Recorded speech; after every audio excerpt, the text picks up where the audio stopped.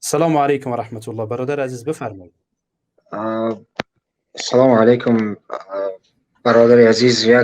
من از تاجیکستان از روسیه به شما زنگ میزنم. یک سوالی داشتم، اگر به مورد می بود کمی جواب میگفتید. بفرمایید. انشاءالله در آینده ما فرزندان خود را به مکتب میمانیم در تاجیکستان، گوییم سطح را اجازت نمیدهند. در همین حالت فکر شما چی راه باید خوب است؟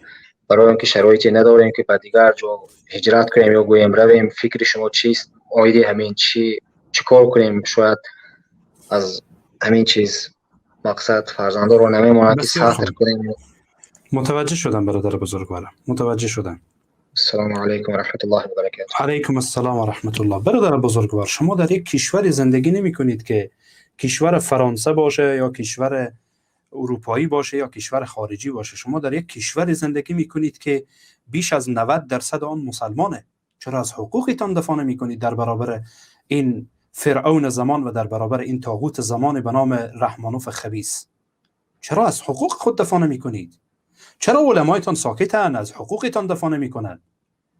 یعنی چی این سوال اساسا؟ یعنی من سبحان الله، یعنی واقعا برای انسان تأسف آور میشه در یک کشوری که بیش از 90% مسلمانه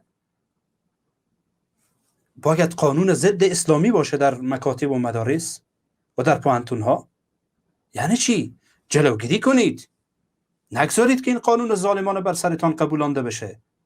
دنبال این نباشید که با اینها برا بیایید و دخترتان را بفرستید اون هم با بی‌حجاب. یعنی چی؟ نمیشه برادر بزرگوارم. و این دلیل نمیشه برای اینکه شما یعنی سطر را بگذارید کنار، چون که رحمانوف خبیث نمیگذاره، چون که حکومتش اجازه نمیده. معنایی نداره. یعنی چی؟ از حقوقتان دفاع کنید. در برابر این فرعون زمان از حقوقتان دفاع کنید. اجازه ندید کسی با شعائر اسلامی و با حجاب اسلامی و با سطر دختران و زنان با عفتتان بازی بکنه. خواهر و مادر ما هستن، خواهر و مادر شما هستن. نباید اجازه داده بشه به هر انسان بلهوسی و به هر انسان خبیثی. اینجا فرانسه که نیست که مسلمان ها اقلیت باشن تا ای که چون این سوالاتی مطرح بشه که دختران خود را چیکار بکنید. سبحان الله.